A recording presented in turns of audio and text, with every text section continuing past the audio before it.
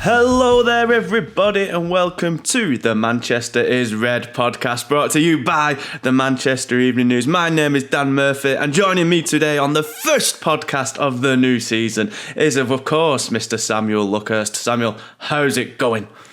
I'm very well, but I don't think I could ever sound possibly as well as you, Dan. You sound full of beans doesn't quite cover it, so I'll try and be as buoyant as you. I'll do my utmost, but I can't promise I'll match that. You know level. What?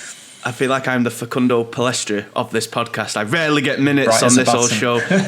I rarely get minutes in red, but when I do, I'll run about. I'll bring some energy, I'll bring some oomph to proceedings, at least I'll try to do, because there wasn't much oomph in proceedings for Manchester United on the opening day of the season. You know, United were made to wait all weekend while everybody else got their campaigns underway on quite an entertaining opening weekend, and of course, United kind of stank the place out a little bit on Monday as they finally got underway at Old Trafford. But at the very least, Samuel, it was a winning start over Wolverhampton Wanderers. 1-0, Rafael Varane getting the decisive goal late on in the second half, a header from Aaron Wan-Bissaka's cross. The one positive on an otherwise pretty drab night, really, to say the least.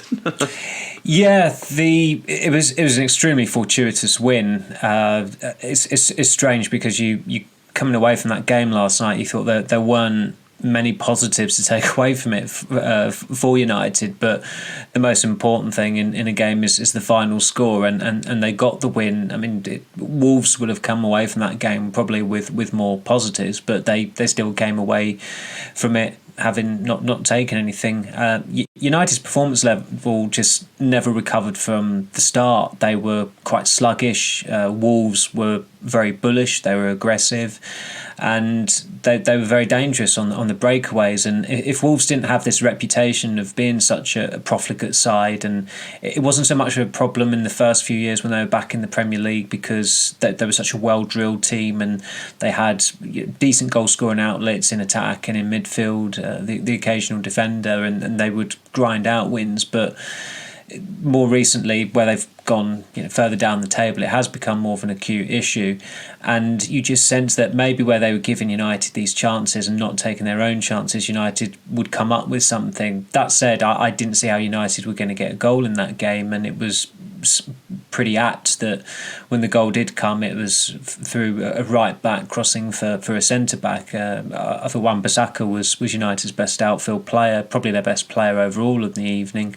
and credit to Varane, he took the gamble of going up there, and the keeper's positioning was pretty errant, but he's still put it away quite tidily.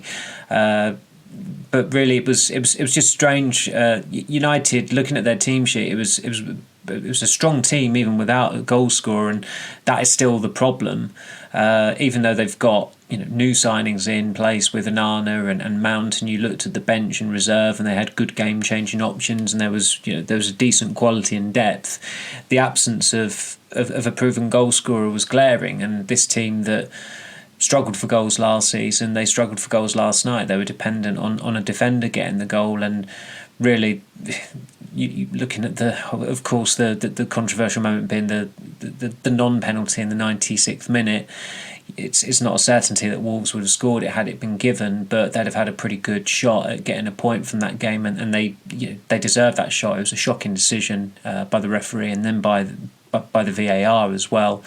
So there's a hell of a lot of room for improvement for United, and it was strange in that it was a win that had these rather eerie parallels with 8 years ago in their first game of the 2015-16 season, where they barely had a shot on target. The only goal they scored was an own goal, and this was on the back of a progressive season, and the manager at the time was Dutch. He'd had enviable backing in the transfer market.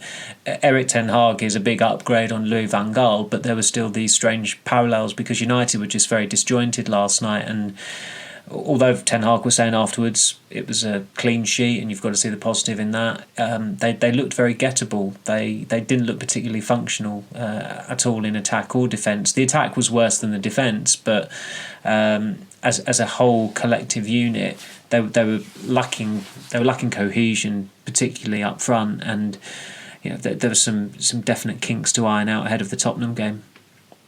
Absolutely. I mean, if you ask someone who was otherwise unaware of which team had only had their manager in place for 5 days, I don't think anyone would have been picking Wolves off the back of that performance. And I think it was pointed out by one of the pundits in the Monday Night Football studio ahead of the match. Like, O'Neill, he did a good job at Bournemouth last season.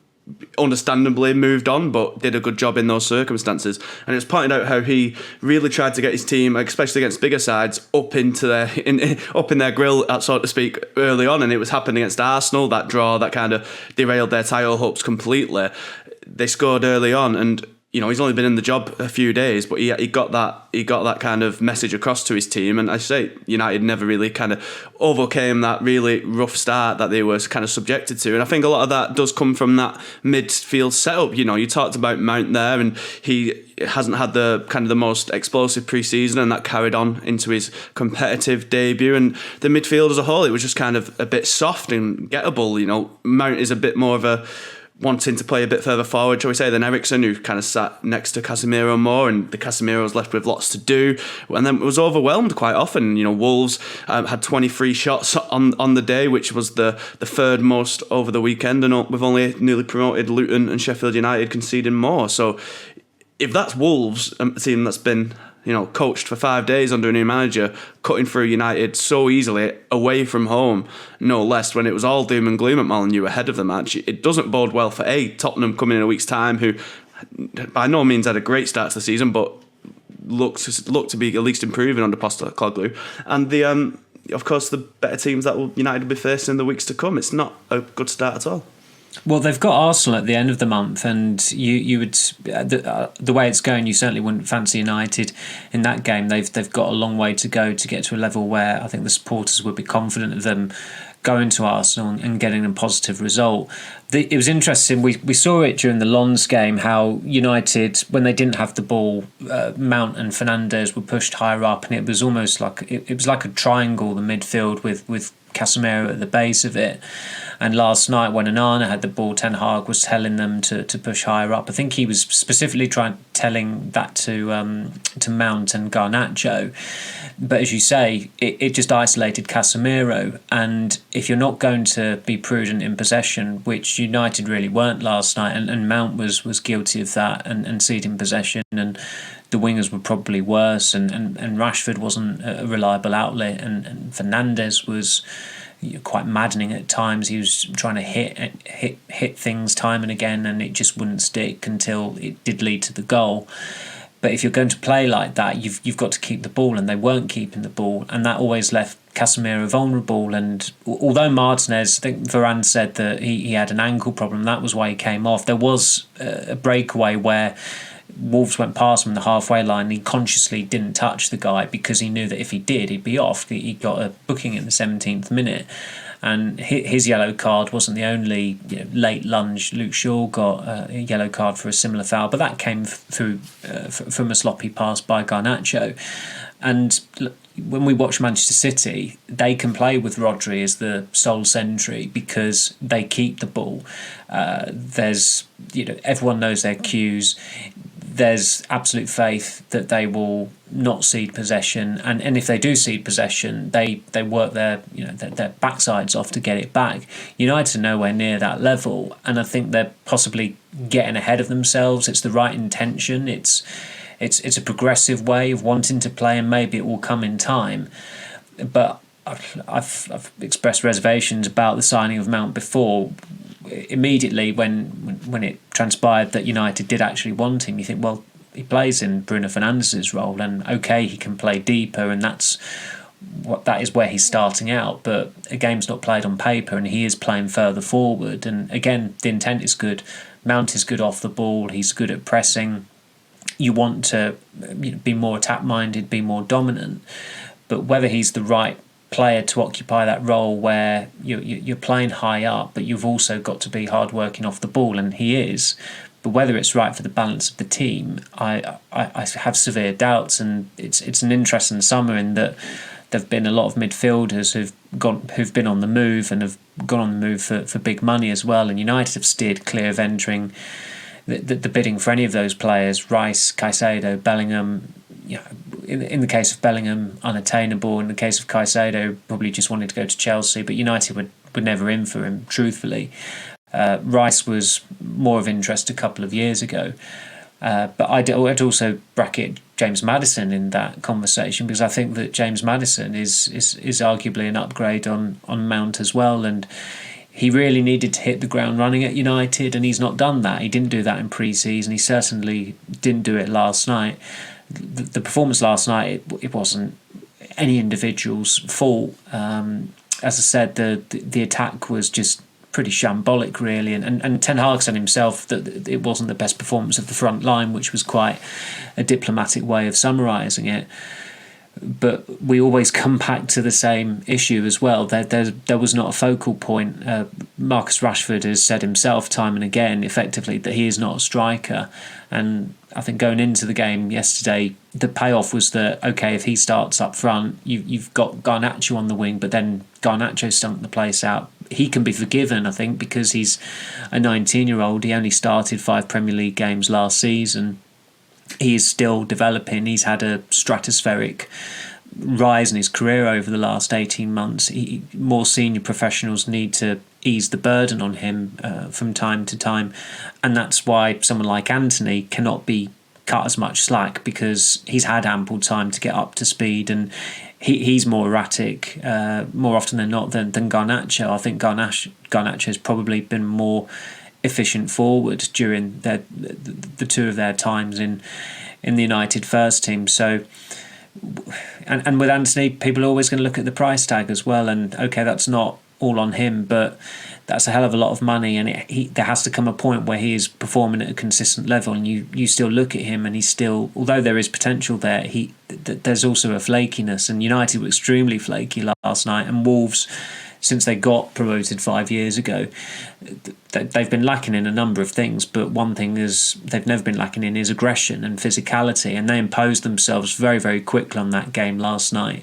And make no mistake about it, they'll be absolutely ruin their luck and ruin their profligacy this morning, because those things they cost them. They should have taken at least a point from that game. Yeah, absolutely. It's like we should kind of remember the Wolves United games have never been classics for the last 4 years, even though it seems like we get 4 of them a season. So maybe we should keep in mind that even though it's the opening day and Wolves have gone through a bit of turmoil, these matches are never something to write home about. But, kind of on that midfield, and we were saying Casemiro's left exposed, it seems like Ten Hag was trying to combat that. He wanted Mount further forward, and he was trying to combat leaving Casemiro on his own by kind of copying, which may well end up being the in vogue tactic of the season, because I think I saw a few teams doing it over the weekend. The inverted fullback role, he tried giving Shaw that, and it just doesn't.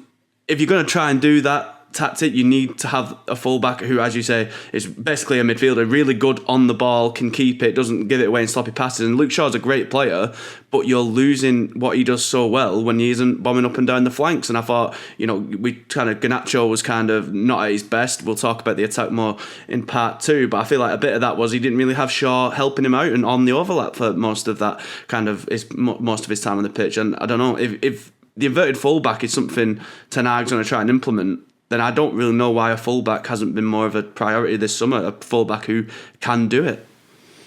Yeah, they were certainly looking at Jeremy Frimpong a while ago, but as you say, Wan-Bissaka and Dalot there's an adequateness there that is fine. It's not necessarily at the level that it needs to be. It's not, in terms of an attacking capacity, it's not at the level of Trent Alexander-Arnold or Reece James or even maybe Rico Lewis, who is just on a new contract at Manchester City and looks destined to get into the England team some point in the near future.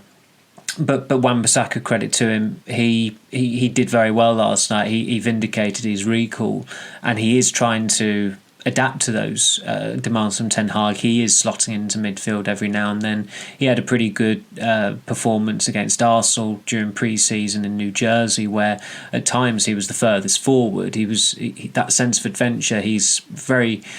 He used to be a reluctant attacker, but he is starting to embrace that edict now from Ten Hag. But again, United, I think they are as I said earlier, there are times where it does feel like they are getting ahead of themselves. United as a team tactically always seem to be quite slow learners or slow developers.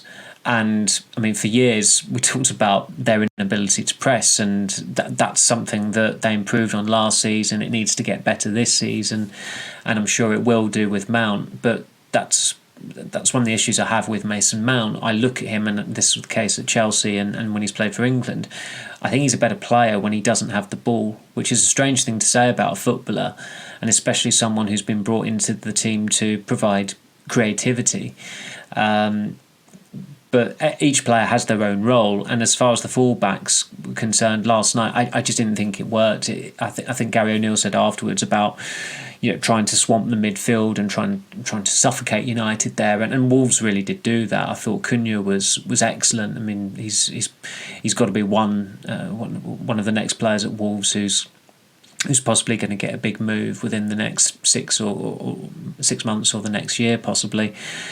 And really, United just didn't match that physicality. And I mean, Steven said it to myself when United had a corner, and United always get a lot of stick for the struggles they have with corners. But he said that they're not actually a very tall team, United. And when he said it, I thought, yeah, you've got a point there. And if you're not a tall team, you're going to be at a disadvantage physically against certain teams. And again, Wolves are a team that have always had some real beanpoles in it, and they're going to put themselves about. They're meaty in the tackle. They had a good following in the away end as well last night, and they really rose to the occasion. They played very, very well, and it's not the first time I've said that watching Wolves, but it's also not the first time I've said that watching Wolves, and then it comes to full time and they've lost 1-0 to United. That's happened three or four occasions in recent years, and that's Wolves' issue. They just can't. They're not a clinical enough team. A clinical enough team last night would have put United to the sword, and Ten Hag said afterwards as well, in terms of the performance level, how much better United were 9 days earlier against Lens in the pre-season friendly, and they were quite good that day. But it's a big difference playing in front of a crowd that is quite junior. It is just a friendly. It's not full either. Lunchtime kick-off, and then 9 days later you're playing in a competitive game. Nighttime kick-off, the stands are full, it's a bit more raucous, and there's a proper away following, and a team that you're coming up against who are a lot more physical, and United just seemed quite taken aback by how bullish Wolves were, which is a surprise, because it's easy to underestimate Wolves, but I never really saw last night as being an outright home banker, or United wiping the floor of them 3-0 when they went to Bournemouth and played. I think they played. Was Gary O'Neill? Yeah, he was in charge for both games last season. But when they went to Bournemouth, they only won 1-0, and Bournemouth had a pretty good chance towards the end to get an equaliser in that. So I think Gary O'Neill's considering the circumstances Wolves were in, I think he was a very good choice, because he did a great job last season at Bournemouth, who really looked like a team that should have stayed in the Championship. It was a very Championship-looking side, and to have kept them up was a terrific achievement. But that's, I suppose the positive that Ten Hag will take mostly is that this time last year United had 2 defeats from 2. He was having to cancel a day off. The 4-0 thrashing at Brentford was a generational nadir. It felt like anything was possible after that. So the progress from those dark days in early August last year to now, it's a very different situation. But I think, given the optimism going into this season from United, speaking to fans who were at the game last night, they were understandably disappointed with the performance. Yeah, that's exactly what I was going to say. I feel like sometimes, and it might be kind of like last season, where United and Ten Hag tried to, tactically speaking, tried to kind of run before they could walk. Obviously last season he tried playing out from the back, and that was quickly shown to be impossible given De Gea was in net, and then Maguire of course was dropped after 2 matches, and he adapted to what he had then. And then after that United went on, what was it, when the first streak, like 8 games without losing, was it at first, before they met, was it City who beat them for the first time? They had the 6-3, which was another setback. So to start on winning terms this year, even with some tactical maybe issues that still need ironing out, as you say, is a lot of progress. And with Mount, as you say there, the stuff he does off the ball.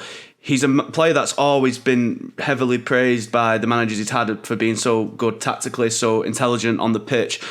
And that's why he often stayed in teams like Chelsea and England, even when, to us, to fans and whatnot who kind of only care about the goals and assists, he doesn't look like he's impressing that much. He's always doing quite a selfless job, and it wouldn't surprise me if that eventually pays off at United. Now, it's not the best that the manager who's probably praising him the most was Frank Lampard. It's not exactly a ringing endorsement, but I still think there's positives to come there if once he beds in, because we have to remember it is just the opening day. There are going to be kinks to iron out, as you say. Pre-season's hardly the great kind of stage for preparation these days, given the energy that's expended on tours and whatnot. So, I mean, as you alluded to, like I hadn't seen it just until now, but I mean, I'm showing it up to people here. They can probably. There's this graphic on Twitter, and essentially it's got I think it's four Wolves players surrounding Casemiro within this rectangle, which almost makes up the complete, a good probably half of Wolves' half. And Mount is high up with Rashford. Garnacho's on the left. Shaw isn't far behind him. Antony's right up on the right. Fernandes isn't far behind him. Wan-Bissaka, in fairness to him, is almost parallel with Antony. But that is you are pitting four players against Casemiro there. Casemiro is 31. With Mount, that's something that they are going to have to address, because Mount has been brought in as a midfielder, because Fernandes is the captain as well. He's just been appointed captain. He plays as the number 10. Okay, you can alternate, but you're going to have to be pretty disciplined about it, because Fernandes can play very well from a deep role. But what happened last night, I mean, Ten Hag afterwards, because United won probably, I don't think he was... I think he wanted to portray...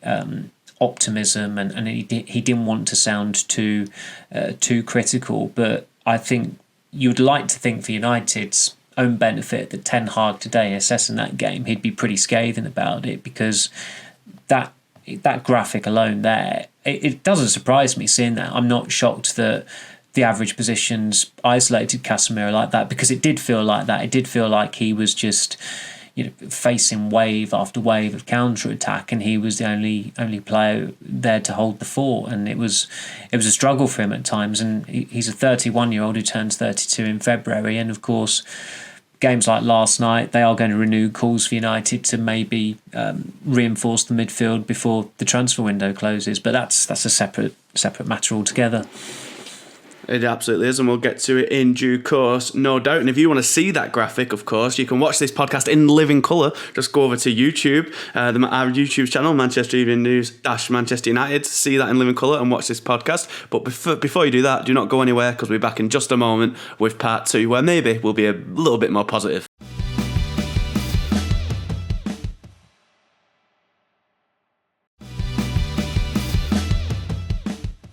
Hello there, everyone, and welcome back to the Manchester is Red podcast. So, Samuel, we've been, I think, suitably, critical of the performance, but I think one person in particular does deserve a lot of praise on his debut. Of course, it was Andre Onana. Now, he didn't exactly have to make any worldy saves, but he was called into action plenty of occasions, especially in that final 10 minutes. And before we touch on the bit where he nearly threw all his good work away, it was a really promising debut for him, I'd say. He didn't get as much chance to show what he can do with the ball at his feet, but with the ball at his hands, at least, he showed he can certainly match, the legend that he's come in to replace. He acquitted himself very well. His passing was fine, as you say. United never really maximised that, but he was prompt with his distribution, which you couldn't really say about his predecessor. The shots that came his way, he dealt with a minimum of fuss. They were saves he should make, but you've still got to make them, and they came at key times as well in the game. Some were at 0-0, some were at 1-0. Wolves had 23 shots to United's 15. It was the second most by a visiting side at Old Trafford in the Premier League era, and the most since November 2005. So it was a busier debut than he might have imagined, and a lot of people would have thought as well. But coming away from it, he did himself no harm. it would have been blemished had the penalty been given. The penalty should have been given.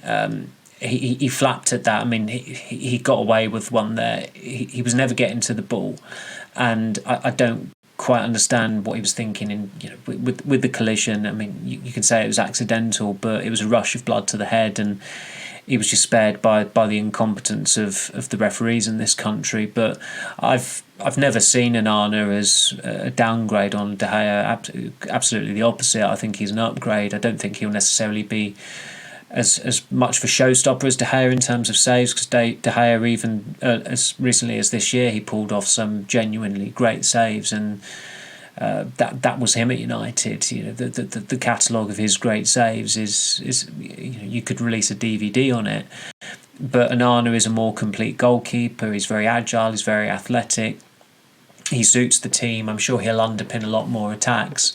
And I don't think he's been a problem so far. I thought he had a pretty good pre-season, even though he arrived slightly late. It wasn't too detrimental to his integration there.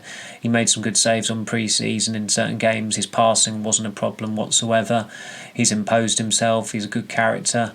I don't think he's an issue at all. There seems to be some paranoid fans peddling this myth that the section of the media or sections of the media have got it in for him. I've not seen any evidence of that whatsoever. I just think that's pure paranoia. And speaking for myself, I've written very effusively and positively about him. I think when we were asked earlier in the summer who would be the ideal signing to come in, and probably before the Champions League final, it didn't seem as though there was an outstanding external contender to replace De Gea, but it always was Onana, and I think United have got one of the top 10 keepers in the world. So although there'll be the odd mistake, because that's what happens with goalkeepers, he got away with his mistake in the 96th minute last night, but up until then he'd acquitted himself very well, and United clearly agreed, because they did put him up in the mix zone afterwards as well. Yeah, and he spoke very well after the match as well, even saying he had no concern whatsoever that he'd given away a penalty, which, man, he's one cool customer if that's the case, because I think everyone else in Old Trafford did. He had the ball down waiting, whether it was a goal kick or a free kick, I can't quite remember, but he if he plays poker, he's got a hell of a poker face, because he didn't look flustered whatsoever. No, definitely not. But I'm actually quite surprised to hear that some fans think that sections of the media have kind of been negative on the signing. I know personally I've been nothing but absolutely think it's the best signing United could have made, probably one of the most important signings they've made in the last 5 years or so. Finally kind of brings them to the modern age, and we'll only see that effect as the weeks go on, and we see them play better and get used to the new style and way of building attacks that Onana will bring. It's the best thing they could have ever done. Is the only negative about it was that it took them so long to make the decision they needed to make on De Gea, really. But who else did you think played well? You praised Wan-Bissaka quite a lot, and his turnaround's been great. And it was nice that he got the nod to start the season as well. Yeah, Steven and I had a pretty good, thorough conversation about him on the podcast on Friday, because I said what I laid out what I'd start Dalot. He laid out why he'd start Wan-Bissaka, and we agreed we disagreed very agreeably, to the point that we were discussing the potential prospect of Wan-Bissaka being sold next year, which could still happen, just going off his contract situation.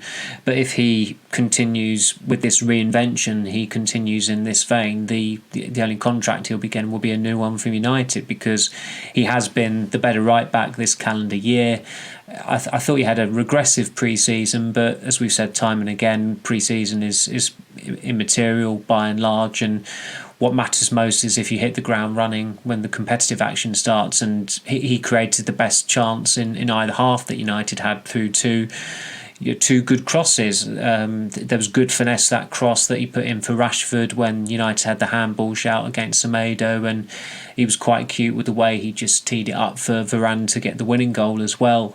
It was not a night where you were coming away wondering who the hell was man of the match, because there were the positive performers for United you could count on one hand, and Wan-Bissaka was certainly one of them. I mean, Varane obviously gets the kudos and gets the glory with the goal, but I felt the credit, the bulk of it belonged to Wan-Bissaka, because he had the equanimity in that position to very carefully cross the ball in. He could have had a rush of blood to the head, because that was happening to pretty much all of the forwards last night, but he teed it up perfectly, and it was a pretty easy header for Varane, given that Jose Sarr was caught in no man's land. I'm not too sure what he was doing. I think he panicked after Fernandez's ball came over. So Wan-Bissaka was probably, along with Onana, he was the main playing positive. Varane, of course, getting the goal, that bumped his player rating mark up, but beyond Varane, Onana and Wan-Bissaka, there was nobody who really impressed. A couple of the subs, I was surprised that Ten Hag took as long as he did to make attacking changes, but I thought Sancho was pretty bright. He was a lot more direct and more prudent with the ball than the other wingers. Eriksen brought some calmness to proceedings, and it looked like United were more balanced as well. So it'd be interesting to see if Ten Hag does make an adjustment there at the weekend against Tottenham, given that Eriksen, not so much playing against his former club, but when they played against Tottenham at Tottenham in April, Eriksen was excellent, and United really did fall away after he came off on the hour as well. So Eriksen has by and large struggled for form since he came back from injury in April, I think it was, and even before his injury, maybe his performance level had tailed off a bit, but by and large he's been a really good signing by United, and it's going to be interesting to see how he is used this season, where he's now a squad player, having last season been a starter, but there were still occasions, and last night was a good example, where he is a player that you want in the team for certain times, and he's a wise head. He's still not that old as well, but he's very good on the ball, and he's one of the issues they had last night when they were chasing the goal was that they were too sloppy with possession. They weren't patient enough, and Eriksen is synonymous with patience, and they were a better team once they'd made those attacking changes by taking off. It was Garnacho Mount, wasn't it, who came off for Sancho and Eriksen, and that benefited United. It didn't necessarily jolt them, but there was definitely a slight improvement with a couple of new faces on. Yeah, absolutely. I think, Eriksen is kind of unlucky in a way that he's now not the main starter, but United needed to kind of upgrade the midfield from the top going down. So you bring in a new starter where the current starter drops to the bench, you've immediately got a starter on the bench in effect. Your options are so much better than they were last year when Eriksen was unavailable. Last year it was McTominay or Fred coming in, and the passing deteriorated considerably. And I say it is interesting that Eriksen was so good. I think it was kind of clear from the hour mark, especially after his injury, he'd fade, and if he faded to a big extent, United did as well. He was kind of the metronome, I say, the one player who could pass. So it wouldn't surprise me at all if we do see a world where he starts maybe coming into the starting 11 a fair more often going forward, and then Mount that energy and still got a bit of about him to kind of replicate his passing. Doesn't let that level drop as much. It might be interesting to see how that goes forward. But yeah, of course, you'll be talking more about the Spurs game later on this week. But Sancho is an interesting one, of course. He had a good impact, and he had a kind of positive pre-season playing that striker role. And we'll talk more on the attack in a minute. But with Højlund out for a while, yeah, is the scope for Sancho to perhaps start up front in the next game, given Rashford is obviously better on the left? Yeah, I think that I'd be inclined to go with that. Some people might say it's a bit of a knee jerk, but with Garnacho, he is so young, and there are going to be times when he's erratic, and the better way to use him would be to bring him off the bench, and he can have very positive impacts as a game changer in those situations, as United discovered last season. I think 3 of his 5 goals, maybe more, were off the bench. I'm thinking Fulham, Leeds, Wolves was another one. So that's 3 I can think of off the top of my head. He got the assist against City, didn't he, off the bench as well? Yeah, that's right. Yeah, he came on, did really well then as well. So even when he's not scoring or not necessarily assisting as well, there were times last season when he did do well. I thought in the FA Cup final he was the only United player had City on the back foot. He was the only one who didn't look overly fazed by the occasion, who actually expressed himself and played in quite a natural way. Rashford is just not a striker, but he is the best left winger at United, and he was their top scorer last season through primarily playing there. You've got to maximise that, and he was poor against Wolves, as most of the forwards were, but you've got to try and play your best players in their best position. United do have the issue of not having a striker. I mean, Marshall was on the bench last night. It was his first match involvement in 78 days. He had about as much chance of coming on as Højlund. He wasn't in any of the two attacking changes. Pellistri then came on, and he was getting ready to come on at 0-0. He was on the touchline when Varane scored. So, as for the final change, it was McTominay who came on. But I think even if it was 0-0 going into the last 5 minutes or going into added time, I don't think Marshall was coming on in that game, and he's just too unreliable. And this is poor planning for Manchester United. However way you look at it, they've got two strikers, and both of them are injured, and that was avoidable. It's not Højlund's fault that he's injured, and it's not his fault that it seems like with every day the pressure just seems to increase on him, and this is all before he's even had a kick for United. There's enough pressure alone just leading the line for Man United, never mind in the summer that Harry Kane has finally upped sticks and left Tottenham. Never mind that United don't have another striker who can be relied on to share the load or at least ease the burden on Højlund. And beyond Anthony Martial, you look at some of the other forwards, they're too flaky or they're too junior to ease the strain as well. There are only a couple of forwards who I'd say that Højlund can depend on, who are going to try and help him out along the way through goals and through taking on the responsibility, and that's probably Rashford and Fernandes at the time of speaking. So it's going to be fascinating to see how Højlund does when he does come in, but really it's not ideal for United to be starting the season in the situation they're in, and Ten Hag tried to paint this positive picture of great squad depth on Friday when he said that they have three options to start up front in the absence of Højlund, naming Rashford, Sancho and Martial.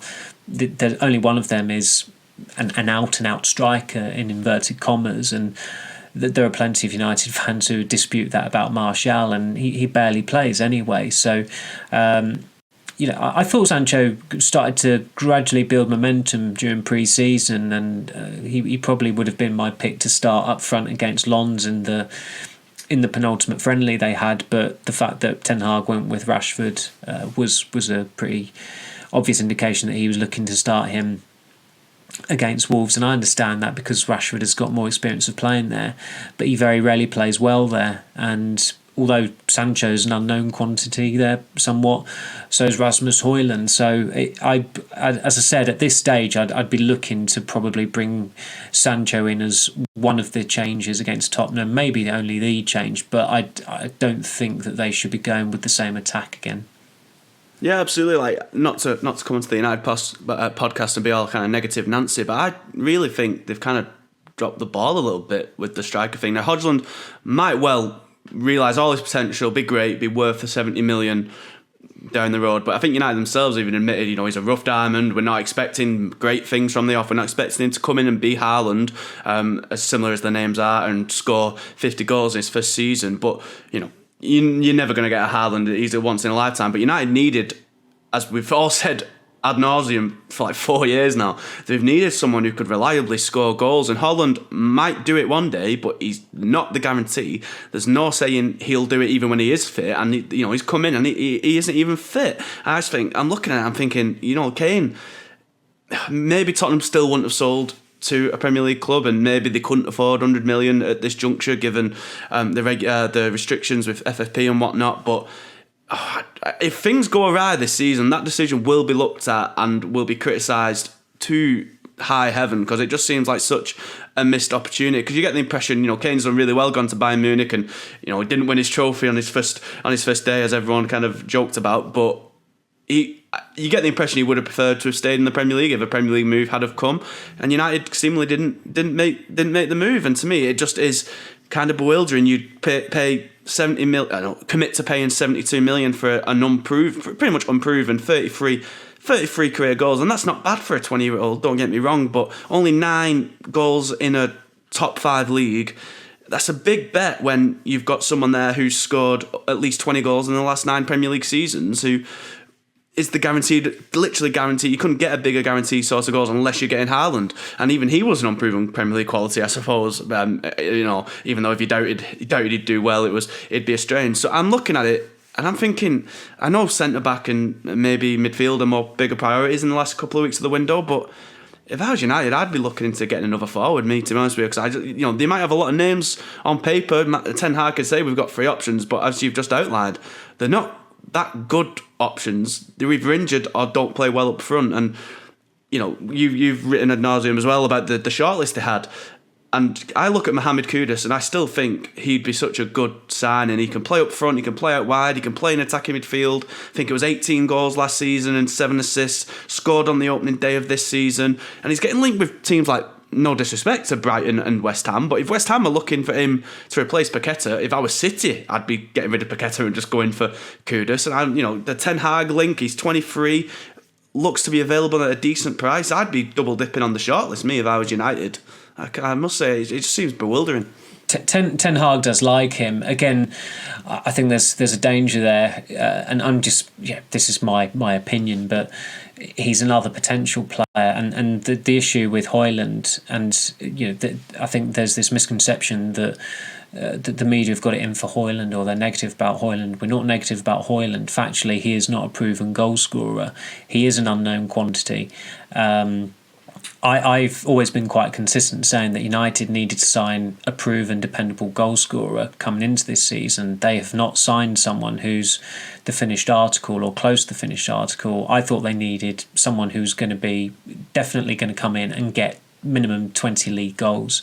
If Højlund gets that, great. They've done a tremendous job. They've gone for the right player, but it's not just us using these words. People at Manchester United are using the words gamble, rough diamond to describe Rasmus Højlund, because that is what he is.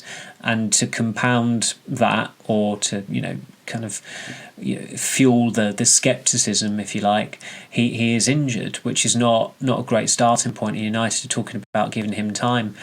It really doesn't work like that, especially at Man United. The expectations are huge, and you have got supporters already looking at the situation and thinking, we need another striker already, because the alternative is Marshall, and the depth in attack is not. You look at, for example, Ahmad Palestri and Hannibal Mejbri. I think between them, they've probably got 3 Premier League starts. And Palestri, who's the most senior of them at the moment, has never started a game in the Premier League, which is possibly a bit harsh on him, because he has deserved more opportunities.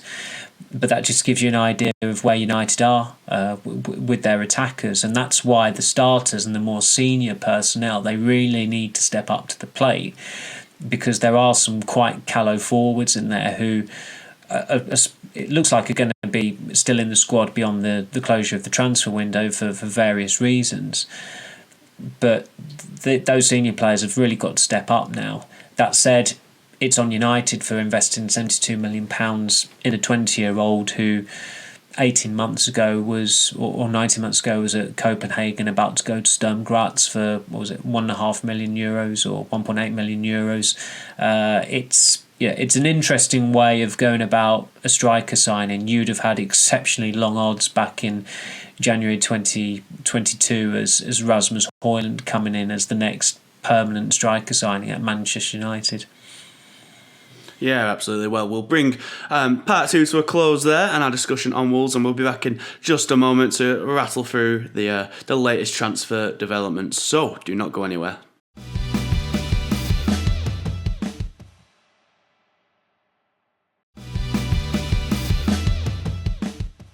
Hello everybody and welcome back to part 3 of the Manchester is Red podcast. Now, Samuel, it's been a pretty quiet on the incoming front for United since Haaland arrived last weekend now, but there's been plenty of interesting news on potential outgoings, and most of that centres on Harry Maguire. What is going on with Harry Maguire? Well, for now, it looks like he will be staying at United unless something changes. West Ham had that bid accepted a week ago, I think it was. When Ten Hag was asked about Maguire on Friday and whether he'd be available for the game against Wolves, the words he used were, of course. And I didn't see that as a bluff by Ten Hag. I thought when he said that, well, Maguire will be on the bench, and it's a strange situation because United accepted this offer and there was still 72 hours to go until, probably 80 hours in fact, to go until kickoff. And a hell of a lot can happen during that time. I mean, Maguire could have gone down to London, had his medical, posed in a West Ham kit and trained with his new teammates. But when he said, of course, I just thought, well, he's going to be on the bench. And he was an unused substitute, of course. It's transpired that now that move has stalled. West Ham have got fed up of the waiting. I think Maguire has copped a lot of undeserved flack, but he may get some deserved flack if he sticks around and stagnates at United. I can see why these situations are complex, but there's talk that he's been seeking close to £10 million in a payoff because he won't get the wages at West Ham that he would have done at United. This is hardly pleading poverty. If he was an exceptional defender, his wage wouldn't be an issue. He'd be starting for United. He'd be staying at the club. It's the defender. It's United's fault for elevating the defender in Maguire's case to world record fee, and then of course you command a world record fee, you get a big bump in wages. He's been found out. He's not at that level. He's going to have to drop down a level if he wants to play regularly. So that means going to a club who aren't going to pay wages as high as United are paying, or he just goes to Saudi Arabia. If the money's that important to him, just go to Saudi Arabia. I'm sure he'll get a pay hike out there.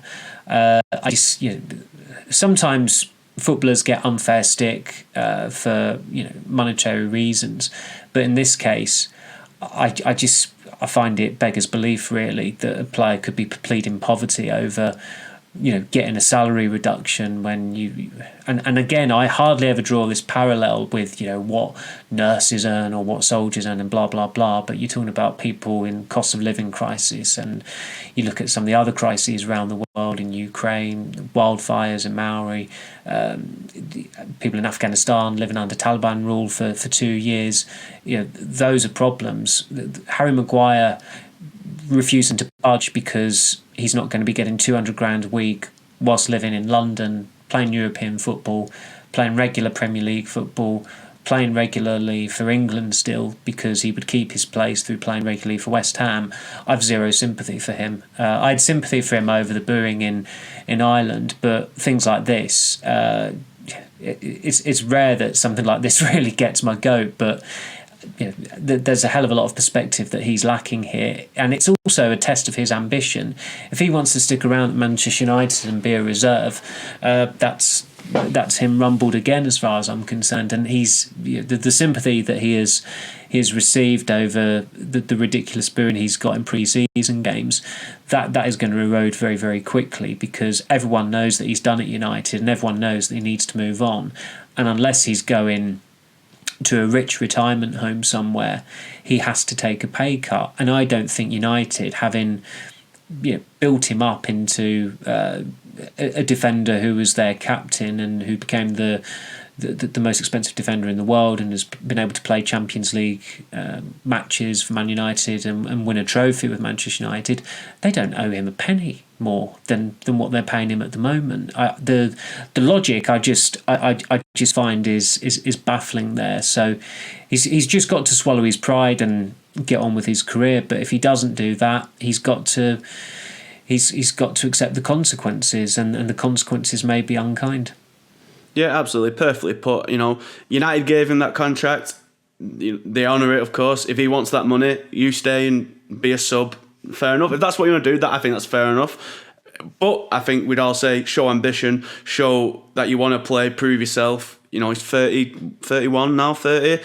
30. Footballers can go on, of course, and play a lot longer these days. But coming towards the tail end, go and play good standard of Premier League football and good manager European football, as you say, won a trophy last season. They wouldn't have been any less well off than West Ham than he would have been at United in terms of winning trophies last year. But you can't have it both ways. You can't have your cake and eat it too, and unless you go to Saudi Arabia. But that's just that is the death knell in any career, isn't it? So if you want to continue to play for England and play at a good level, take the pay cut, go to West Ham. I don't think you'll be short of money, or shut up and take your cash here, whichever one you want. But you're not having both. Yeah, I agree. It just seems so. I think footballers are coming for they've got a lot of slack this summer, and usually I'd be the first to defend footballers. I think they get a lot of unfair stick. They're often made the scapegoats by horrendous governments and whatnot. But I think this year not many of them have covered themselves in glory and on a lot of different aspects. But one player who has left with grace and has gone with nice messages from all fans is Fred. He's gone. He's gone to Fenerbahce. His time at United is over. 50 million player, probably didn't live up to that price tag, but a good servant and a decent fee for a player coming towards the end of his contract. Good work United managed to get him off, I suppose.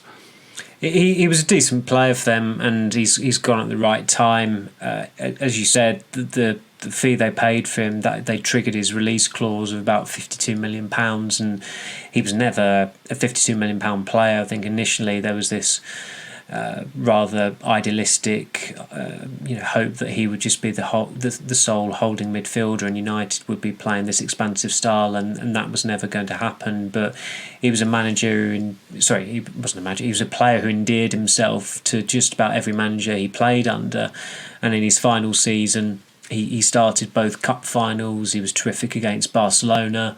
He had a knack for playing extremely well against Tottenham. He had some terrific performances in Manchester derbies.